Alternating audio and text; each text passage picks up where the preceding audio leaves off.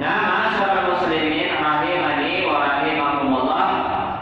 Itu yang pertama ya. Jadi anjuran untuk memperingat sholat, dan ini adalah perkara yang disukai di dalam syariat. Yang kedua, sholatul mar'i munfaridan, sholat seseorang secara sendirian itu berbeda dengan sholat jamaah. Fa'idha sholat munfaridan liwahdihi, kalau dia sholat sendirian, falahu an yutila kaifa syaa, maka silakan dia memperpanjang, ya, memperpanjang sholatnya, terserah dia. Jadi dalam perkara ibadah saja kita tidak boleh berlebihan, ya, mentang-mentang jadi imam hafalannya 30 juz misalnya, bacaannya panjang-panjang, akhirnya apa? Jamaah itu kapok, ya, istilahnya apa? Kapok lah, jangan sholat di situ lagi lah, nanti lama banget ya. Jadi pertengahan saja. Dalam pepatah bahasa Arab itu dikatakan khairul umur awsatuha, sebaik-baik perkara adalah yang pertengahan, ya, jangan berlebih-lebihan, jangan pula meremehkan. Meremehkan contohnya misalnya jadi kebiasaan, setelah surat Al-Fatihah baca satu ayat, salamun qawlan mir rabbir rahim, satu ayat dalam surat Yasin, Allahu Akbar, atau misalnya Yasin Allahu Akbar. Itu nanti kalau dibiasakan jadi apa? Jadi bermudah-mudahan meremehkan. Ya, pertengahan saja lah, surat-surat pendek dalam juz 30 kan banyak. Ada Al-Qari'ah, ada apa? At-Takasur, ada Ad-Duha, Sabihis itu agak panjang sedikit ya. Tapi itu sunnah dibaca ketika sholat Jumat, ya, Sabihis dan Al-Ataka Hadisul Ghasyiyah. Jadi kalau ada imam sholat Jumat baca Sabihis di rakaat pertama, kemudian Al-Ataka Hadisul Ghasyiyah di rakaat kedua, kita jangan keberatan. Itu sunnahnya seperti itu. Kita keberatan karena biasa pendek-pendek, panjang-panjang sedikit, akhirnya apa? Ya, akhirnya keberatan. Padahal itu sunnah. Sunnah ketika sholat Jumat, imam membaca Sabihis rakaat pertama dan rakaat kedua membaca Al-Ataka Hadisul Ghasyiyah sampai selesai. Ya, bukan cuma satu ayat, bukan. Ya, dalam perkara ibadah saja kita tidak boleh berlebih-lebihan dan tidak boleh merugikan orang lain. Ya, tidak boleh merugikan orang lain. Maka tidak boleh misalnya ada orang dengan alasan pengajian misalnya, jalan fasilitas umum itu sampai ditutup. Itu nggak benar juga. Kalau mau yang aman silakan di lapangan misalnya kan, ya, tidak mengganggu orang lain. Tapi kalau jalan umum, orang di situ lalu lalang lewat, ya, kok ditutup hanya gara-gara apa? Dengan alasan pengajian. Ini nggak pas. Karena di dalam Islam itu la dharara wa la dirar. Rasulullah sallallahu alaihi wasallam bersabda, tidak boleh memudaratkan diri sendiri dan juga tidak boleh memudaratkan orang lain. Merugikan diri sendiri nggak boleh, apalagi merugikan orang lain. Kalau mau cari aman misalnya apa? Ya di masjid, kalau nggak menampung di lapangan itu ember luas. Tapi kalau sampai menutup jalan fasilitas umum, ini nggak benar. Ya, dalam perkara ibadah saja kita nggak boleh berlebihan. Rasulullah Shallallahu Alaihi Wasallam pernah bersabda, la taghlu fi dinikum, janganlah kalian berlebih-lebihan dalam urusan agama kalian. Fa inna ma ahlaka man kana qablakum al-ghulu, sesungguhnya yang membinasakan umat-umat sebelum kalian adalah al-ghulu, berlebih-lebihan dalam masalah agama. Ada sebuah kisah menarik, ya, kisahnya Abu Darda. Kisahnya siapa? Abu Darda. Dia ini dipersaudarakan oleh Rasulullah dengan Salman Al-Farisi. Salman Al-Farisi dari Persia dipersaudarakan oleh Rasulullah. Suatu ketika Salman Al-Farisi ini berkunjung ke rumahnya Abu Darda.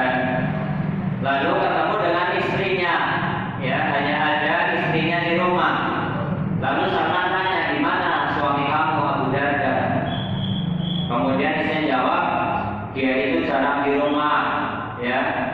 Dia itu seolah-olah nggak butuh istri, ya, karena istrinya ini kelihatan acak-acakan, ya, kelihatan apa? Acak-acakan, nggak rapi. Maka ditanya, suami kamu kemana? Karena memang Salman kepingin ketemu dengan suaminya. Istrinya jawab, ya, saudaramu itu kayak gak butuh istri, gak butuh keluarga, gak butuh dunia. Loh, memangnya kenapa? Abu Darda itu kalau siang itu puasa terus sepanjang hari. Setiap hari apa? Puasa. Setiap malam dia sholat tahajud, ya, semalam suntuk. Seolah-olah apa? Dia gak butuh istri, gak butuh keluarga, gak butuh makanan. Jadi dia itu siang itu puasa terus, kalau malam sholat tahajud. Dan memang terkadang ada orang yang dia merasakan kelezatan di dalam ibadah. Ibadah itu memang memiliki rasa lezat bagi orang yang beriman. Sampai-sampai Abu Darda itu puasa terus kalau siang, kalau malam sholat tahajud, karena dia merasakan lezatnya dan manisnya ibadah. Tapi apakah itu betul? Maka ketika Abu Darda pulang ketemu dengan Salman, Salman bertanya, apa benar yang istri kamu katakan kamu ini begini dan begitu? Ya, betul. Maka Salman itu memberikan nasihat, inna li rabbika haqqan, sesungguhnya Rabb kamu Allah Subhanahu wa ta'ala punya hak. Apa haknya Allah Subhanahu wa ta'ala? Ibadah. Kamu puasa silakan, kamu sholat tahajud silakan. Allah punya hak. Wa inna li ahlika haqqan, tapi ingat, istrimu, anakmu, keluargamu juga punya hak, dan hak mereka harus ditunaikan, ya, baik nafkah lahir maupun nafkah batin. Seorang istri itu butuh, dan itu hak mereka, kewajiban suami memberikan nafkah secara lahir dan batin. Wa inna li jasadika haqqan, dan tubuhmu itu juga punya hak. Hak untuk apa? Hak untuk istirahat. Istirahat dari puasa, ya, sekarang puasa, besok berbuka, besok puasa lagi boleh, besoknya berbuka. Puasa apa namanya? Puasa Daud, atau puasa Senin dan Kamis saja, atau puasa Ayyamul Bid, hari-hari putih, tanggal berapa? 13, 14, 15 kalender Hijriah. Ayyamul Bid, hari-hari putih. Kenapa? Karena bulan sedang putih-putihnya. Bulan itu sedang berada dalam puncak warna putihnya. 13, 14, 15 itu purnama. Jadi tubuh manusia juga punya hak, ya. Kamu puasa, besok jangan puasa, beri kesempatan untuk istirahat. Kamu sholat tahajud, kamu juga tidur, ya, tidur bersama istri, tunaikan haknya. Kamu tidur, tunaikan hak dari tubuh kamu juga untuk istirahat. Bapak dan Ibu kaum muslimin dan muslimat rahimani wa rahimakumullah. Jadi dalam ibadah pun kita tidak boleh berlebih-lebihan. Kita harus sayang kepada keluarga kita, tidak boleh melewatkan hak-hak mereka. Kita juga harus sayang kepada jasad atau tubuh kita. Makanya perkara-perkara yang merusak tubuh itu diharamkan di dalam Islam. Merubah ciptaan Allah itu dilarang di dalam Islam. Contohnya apa? Membuat tato, ya, itu apa? Allah sudah ciptakan kulitnya sudah bersih, putih, dia mulus, kemudian dia apa? Ditato. Dan itu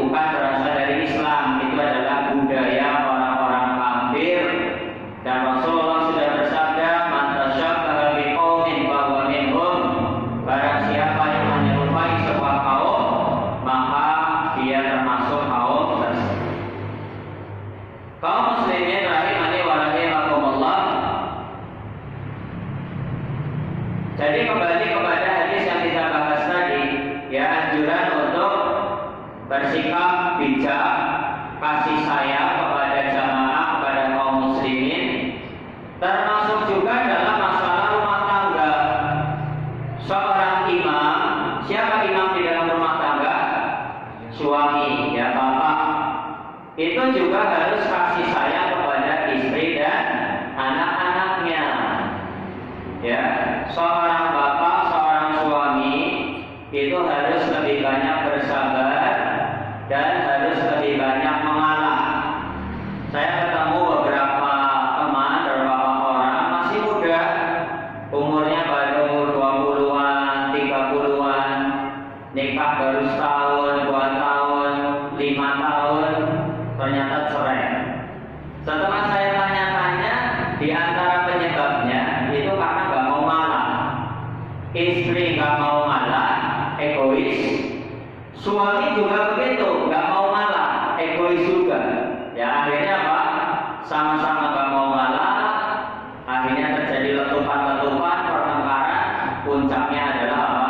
Perceraian. Padahal umur pernikahannya masih seumur jagung, ya kan, masih hitungan beberapa tahun gitu. Dan kita dapati sebagian orang alhamdulillah sudah puluhan tahun, 30-40 tahun dia awet. Kalau kita tanya di antara resep keawetan mereka adalah apa?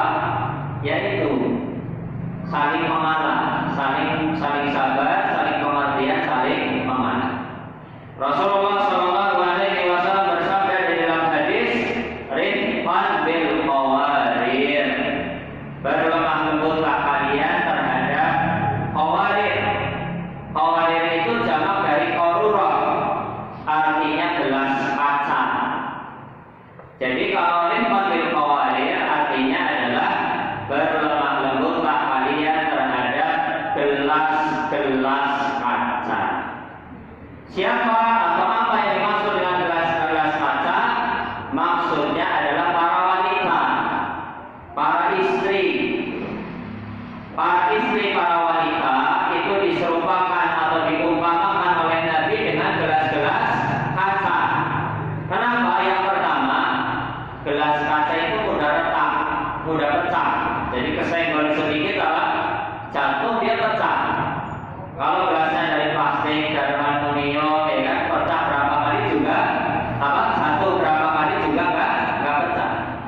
Tapi kalau dia terbuat dari kaca, kesenggol, jatuh, dia pecah. Maka Rasulullah SAW memberikan wasiat kepada para suami kalau memperlakukan istri itu dengan lemah lembut seperti memperlakukan gelas-gelas kaca. Kemudian yang kedua alasannya adalah karena gelas-gelas kaca itu mudah untuk kotor. Ya, jadi kalau dia kena debu sedikit saja dia kelihatan apa? Kotor. Ini isyarat bahwasanya wanita itu lebih sensitif. Ya, perasaan kaum wanita itu sensitif, jadi mudah tersinggung. Maka hendaknya seorang suami itu pandai memilih kata-kata yang kira-kira tidak menyinggung perasaan istrinya. Itu kunci keharmonisan dan kebahagiaan rumah tangga. Dalam hadis yang lain juga Rasulullah SAW pernah bersabda, "La yafrahu mu'minun mu'minatan." Tidak boleh seorang laki-laki, seorang suami membenci istrinya. In kariha minha khuluqan radiya minha akhar.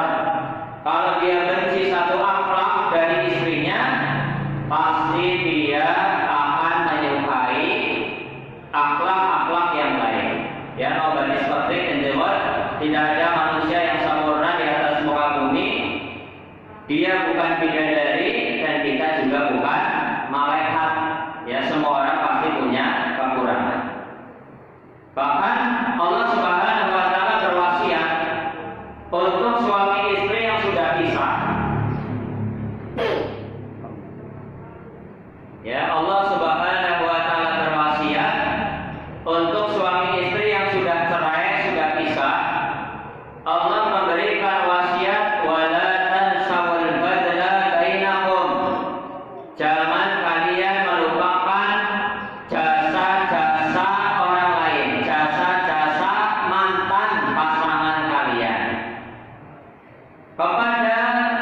suami istri yang sudah bercerai saja, Allah mengingatkan jangan lupakan kebaikan mantan pasangan kita. Kalau di kita biasanya kalau sudah cerai apa yang terjadi? Suami akan menjelek-jelekan mantan istrinya, istri itu akan menjelek-jelekan mantan suaminya. Habis sudah. Tapi Islam gak kayak gitu. Wala tansawul fadla bainakum. Jangan lupakan jasa dan kebaikan mantan pasangan kalian. Kalau kepada orang yang sudah bercerai saja Allah memberikan wasiat supaya jangan lupakan kebaikan, apalagi kepada suami istri yang masih utuh, masih statusnya suami istri belum bercerai. Maka seorang istri harus mengingat kebaikan suaminya, seorang suami harus mengingat kebaikan istrinya. Ya, harus banyak mengalah, harus banyak bersabar.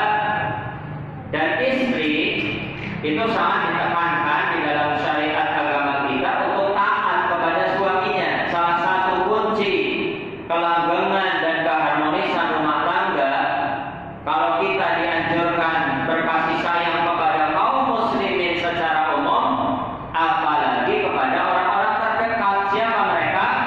Istri atau suami kita. Itu haknya lebih besar untuk diberikan kasih sayang. Seorang istri harus apa? Taat kepada suaminya. Di dalam hadis disebutkan, idza shalatil mar'atu khamsaha, jika seorang wanita sholat 5 waktu, ya sholat 5 waktu,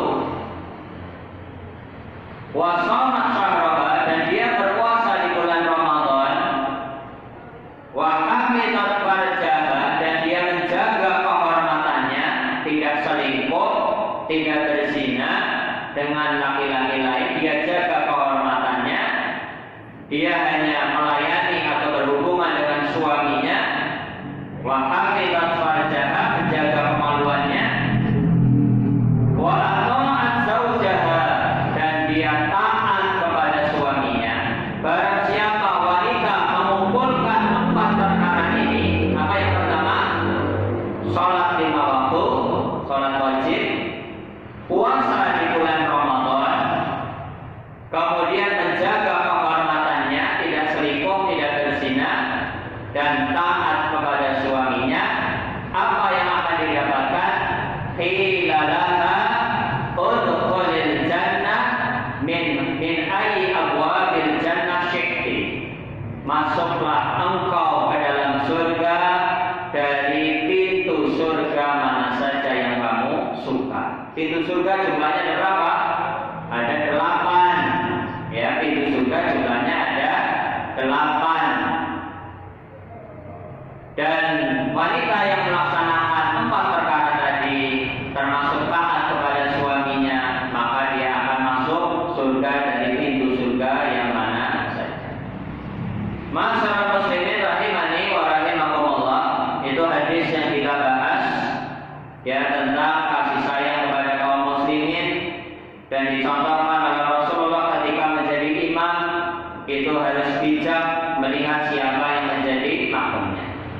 Begitu juga dalam sekup rumah tangga, seorang imam juga harus bijak, harus banyak bersabar, harus banyak mengalah kepada istrinya, kepada anak-anaknya, ya harus sabar intinya, tanpa menghilangkan sikap tegas ya. Jadi tegas itu tidak mesti harus keras.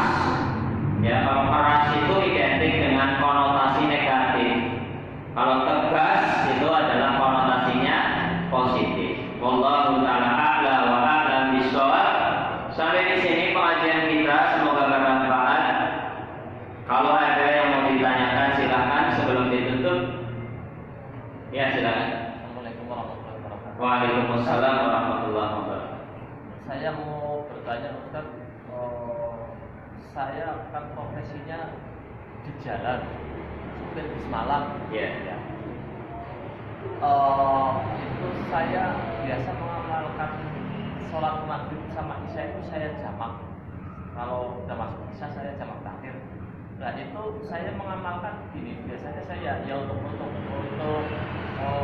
biar hafalan gak hilang, itu terkadang saya menggunakan surat Al-Alaq itu Iqra itu saya bagi 4 bolehkan apa? Bagi 4 maksudnya maghrib. Saya ini ya maghrib sama isya di maghrib saya sama isya itu kan 2 rakaat pertama itu 2 rakaat pertama 2 rakaat pertama itu yang pertama 5 ayat nanti 5 ayat itu kan 19 ayat. Iya, 19 ayat. Jadi 5 4 gitu ya. Iya, itu dibolehkan apa enggak? Ya. Jadi misalnya seorang supir bus malam ya, dia boleh melakukan jamak qashar boleh dalam sholatnya ya, karena dia musafir. Misalnya bus malam biasanya kan jarak jauh ya, ke Jakarta atau ke Surabaya. Dia dihukumi musafir, maka dia berlaku hukum safar. Boleh menjamak, boleh mengqashar.